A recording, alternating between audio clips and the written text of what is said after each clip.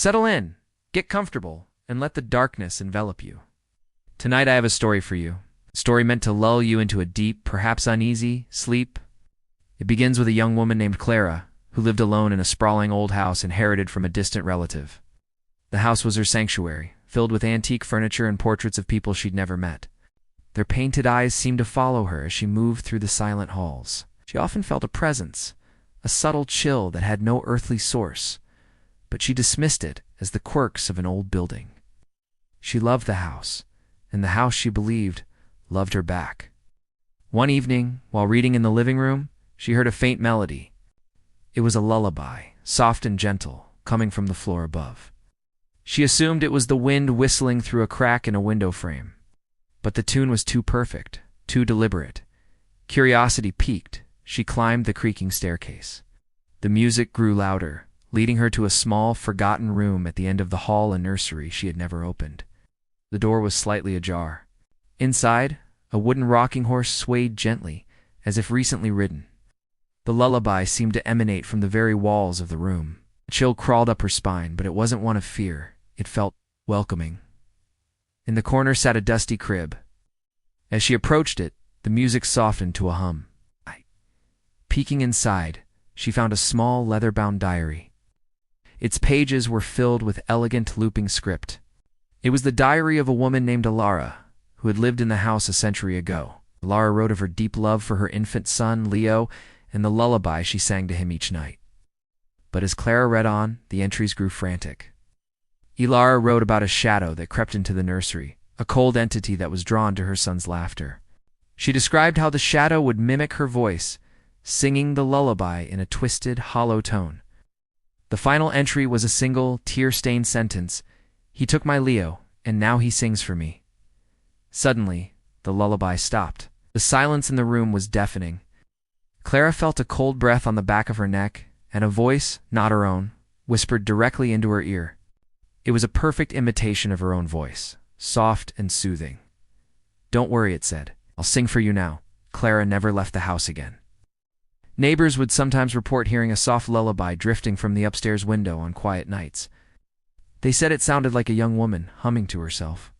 But if you listened closely, very closely, you could hear a second voice, a faint, discordant echo humming along, forever bound to the melody. Now, as you lie in your own bed, listen. Can you hear it? The faint, distant music. Perhaps it's just the wind. Or perhaps something has been listening to you, learning your voice, waiting for the perfect moment to sing you to sleep. Sweet dreams. Have you ever had that creepy feeling that you're being watched? It's that sensation of eyes on you, even when you're completely alone? Well, for one college student named Sarah, that feeling became a terrifying reality. Sarah lived in an old off-campus apartment building. It was the kind of place with long, dimly lit hallways and doors that creaked for no reason. One evening, while studying late, she heard a faint scratching sound coming from her closet. She tried to ignore it, thinking it was just the old building settling or maybe a mouse. But the scratching grew louder, more rhythmic, more intentional. Mustering her courage, she slowly walked over to the closet door. Her heart was pounding in her chest. She reached for the doorknob, her hand trembling. She hesitated, listening. Silence. Maybe it had stopped. But just as she was about to turn away, she heard it again, this time accompanied by a soft whisper. It was so faint she couldn't make out the words, but it was unmistakably a voice. Terrified, she backed away from the door, grabbed her phone, and ran out of her apartment. She called campus security from the safety of the brightly lit street. When they arrived, they cautiously opened the closet door. At first, they saw nothing, just her clothes hanging neatly. But then, one of the officers noticed something. Scratched into the back wall of the closet, hidden behind her coats, were the words, "I see you." They searched the entire building but found no signs of a break-in, and no one who wasn't supposed to be there. The police report filed it as a prank, but Sarah knew better. She moved out the very next day. The most disturbing part, the scratches looked old, as if they had been there for years. It made her wonder how many other tenants had heard the scratching, how many others had felt those unseen eyes watching them from the darkness of the closet. Some mysteries are never solved, and some doors are best left unopened. Thanks for watching. If you have a creepy story of your own, share it in the comments. And don't forget to subscribe for more true horror stories. Story 1. The Whisper in the Vents. A family in Arizona had been living in their home for less than a year when the strange knocking began. It was always late at night, always quiet, always coming from inside the air vents. At first, the parents thought it was just the house settling, till the knocking started answering back. One night, the father tapped on the vent out of frustration, and a soft voice whispered from inside, "Hello." He froze. His wife stared at him in shock. Their daughter, who slept in the next room, later admitted she'd been hearing whispering in her vents for weeks. A ventilation company was called. 2 workers crawled deep through the ducts with flashlights. One of them stopped suddenly when he noticed long, jagged scratch marks carved into the metal. The deeper he crawled, the darker and colder the air became. When he called out to see if anyone was ahead of him, a whisper answered right next to his ear. He scrambled backward so fast he cut his hands on the ductwork. When the father demanded to know what he found, the worker only shook his head and said, "It's not an animal. It's not a person." That night at 3:12 a.m., something heavy crawled through the vents again. Their daughter screamed. Her vent grate had been ripped off and lay on the floor. Scratch marks dragged across the carpet toward the hall. Police searched the entire system. Nothing, no animal, no intruder, no evidence of forced entry. Yet when the house falls silent, the whisper still answers if you tap on the vents. Story 2. The Man at the Window. A night shift nurse returned home past midnight, exhausted and looking forward to sleep. As she walked past her living room window, something made her glance outside. A man was standing on the sidewalk, staring directly at her. He didn't move. He didn't speak. And there was something wrong with his face. It looked blank, almost featureless in the shadows. She backed away slowly and checked again. The man was gone. Trying to calm herself, she turned off the lights. That's when the tapping started, soft at first, tapping lightly against the window glass. She called 911 and hid behind the couch while the sound grew faster and more frantic, then stopped completely. When she peeked through the blinds, the man was right there, inches from the glass, eyes wide, expression frozen and unnatural. He slowly lifted a hand and pressed something against the window. A photograph. A picture of her taken while she was asleep. She screamed. The man disappeared again. Police found no footprints, no fingerprints, and no sign anyone had been outside. But they did find more photographs scattered near the driveway, all taken inside her apartment. None of the windows or locks were broken, tampered with, or even dirty. An officer whispered to her, "Whoever did this didn't break in." She moved out the next day. But to this day, she swears she still sees the man's reflection in dark windows. Story 3. The last recording, a young man was cleaning out old messages on his phone when he noticed a voicemail he had never seen before, marked as new. But somehow time-stamped 2 years in the past. He played it, first just static. Then a whisper said his name. He sat up straight, then the voice said, "Don't go outside tonight." He checked the caller ID, unknown. He called his mother, wondering if it was a prank. She hadn't called him in months. She hadn't left a voicemail like that. He replayed it. This time the message continued, "It's waiting for you." The room suddenly felt colder. He checked his door locked. He looked through the peephole, nothing. When he turned up the volume and played the voicemail again, a new whisper appeared. "Behind you." He spun around. The room was empty. The lights flickered. The static grew louder, not from the phone, but from the air around him. Then the voicemail restarted by itself. The whisper now panicked. "Run." Something slammed against his front door. Hard. The entire frame shook. He backed away as the pounding continued, and then abruptly stopped. Police arrived after a noise complaint from a neighbor.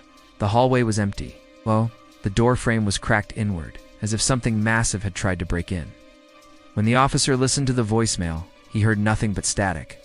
But afterward, even when the phone was powered off, the young man swore he could still hear the whisper, soft, close, and calling his name.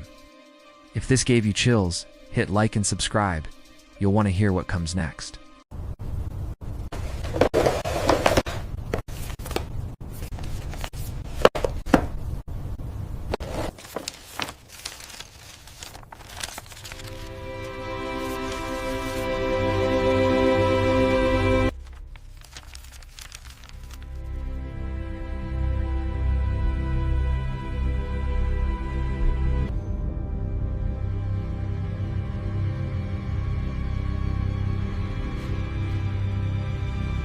Mommy? Can Mr. Grin come for dinner?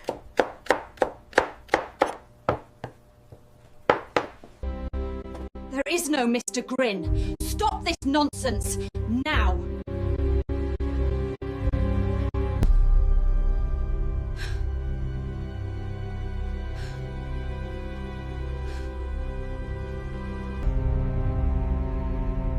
What was she so afraid of?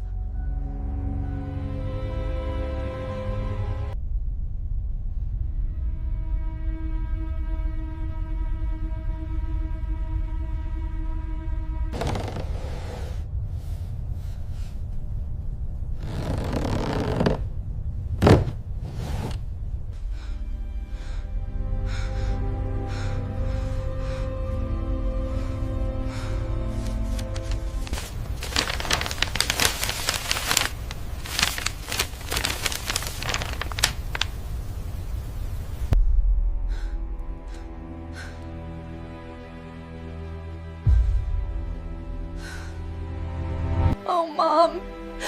You were trying to protect me. Not from a story. From a person. Story 1. The voice in the vent when Laura moved into her new apartment. The first thing she noticed was the vent above her bed. It was old, painted over too many times, and the slats rattled whenever the wind blew. She didn't think much of it until the third night. She woke up at 2:37 a.m. to the sound of someone breathing directly above her. It wasn't the normal hum of airflow. This was slow, heavy human breathing. She lay still, listening. The vent rattled, then fell silent. For a week it happened every night. Slow breaths, then faint scratching like fingertips dragging across metal. The building manager insisted it was just the pipe settling, but Laura knew the difference between pipes and someone deliberately touching something. One night, exhausted and fed up, she climbed onto her bed, stood on her toes, and put her ear right against the vent. At first, there was nothing. Then, as clear as someone standing inches from her, a whisper came through the slats. "Don't. Ow. Look up." Her entire body froze.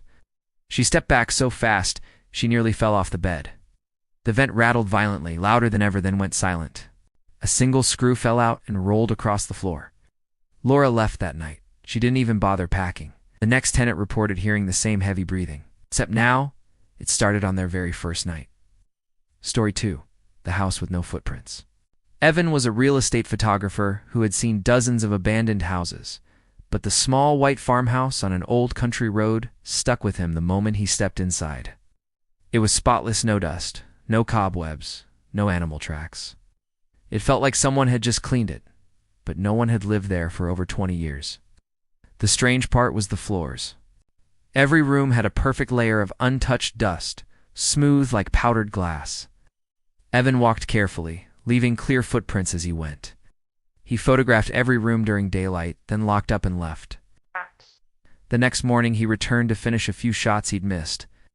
When he opened the front door, he felt his chest tighten. The dust on the floor was still perfect, smooth, untouched. Every footprint he'd made the day before was gone. He checked his shoes, they were dusty. Looked at the photos on his camera. His prints were clearly visible in yesterday's shots.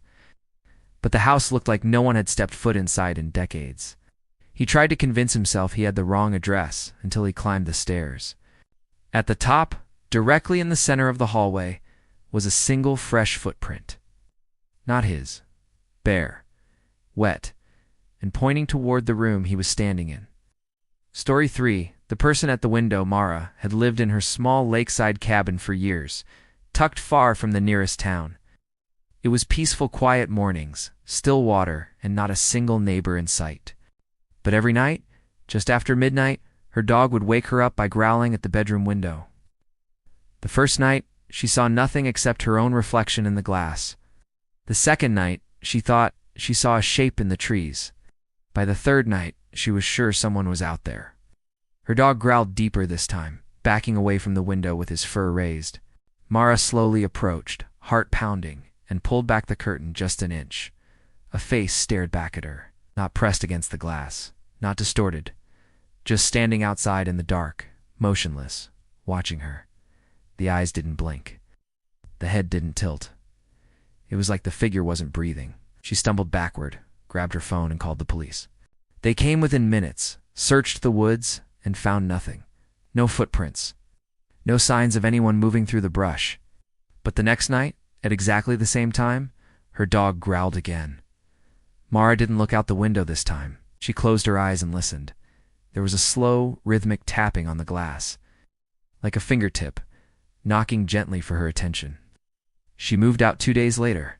The cabin is still empty, but neighbors on the far side of the lake say they sometimes see a figure standing by the window after midnight just watching. If you enjoyed this story, don't forget to like and subscribe for more. Stay safe out there. The room that answered back, I moved into the house in early spring, when the nights were still cold and quiet enough that every sound felt louder than it should. The place was old, but well kept. The kind of house that looked like it had stories, but didn't seem dangerous.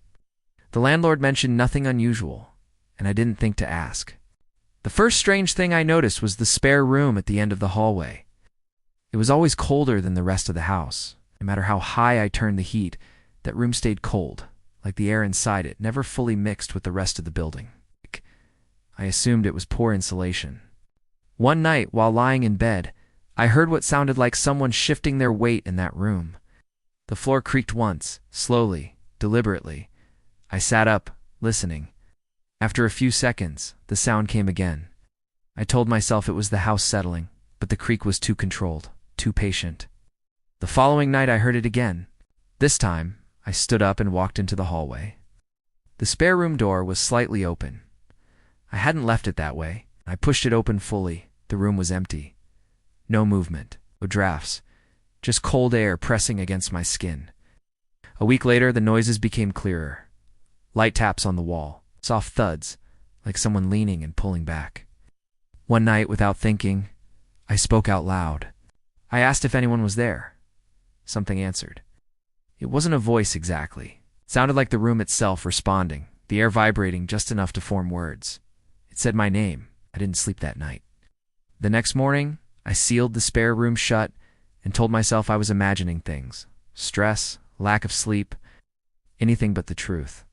But every night after that, the cold spread further down the hallway. Sometimes, just before falling asleep, I would hear the faint sound of breathing coming from the other side of the wall.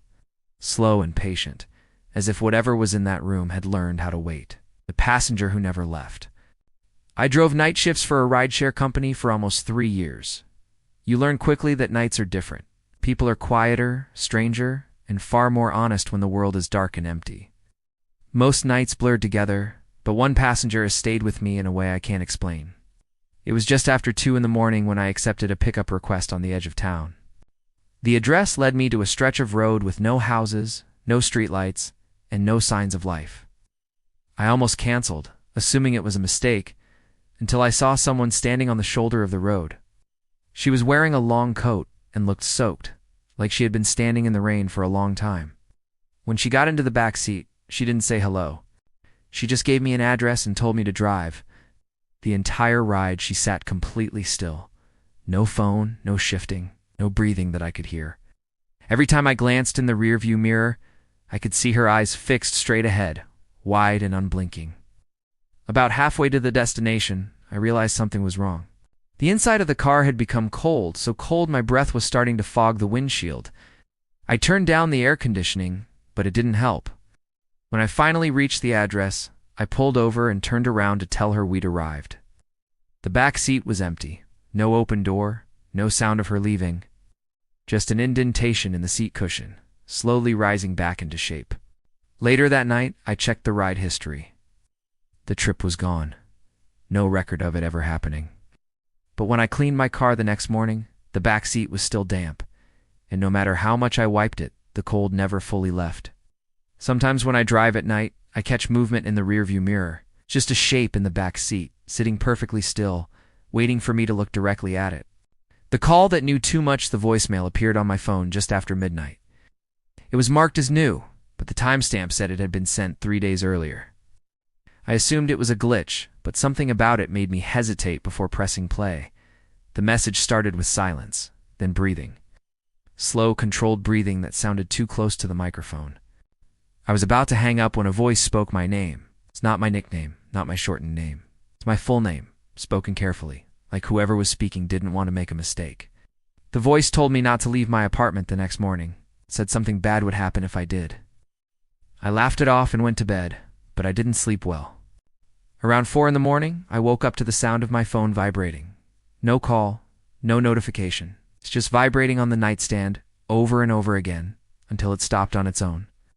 The next day, I ignored the warning and left for work. When I got back that evening, the police were in my hallway. They told me there had been a break-in attempt in my building that morning. The apartment door directly across from mine had been forced open. The tenant inside didn't survive.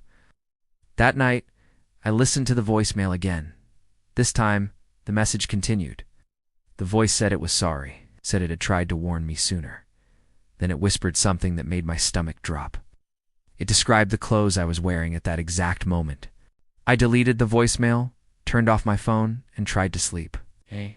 But in the silence of my apartment, I could swear I heard the faint sound of breathing again, coming from somewhere close enough to know exactly where I was. If you enjoyed this story, don't forget to like and subscribe for more. Stay safe out there.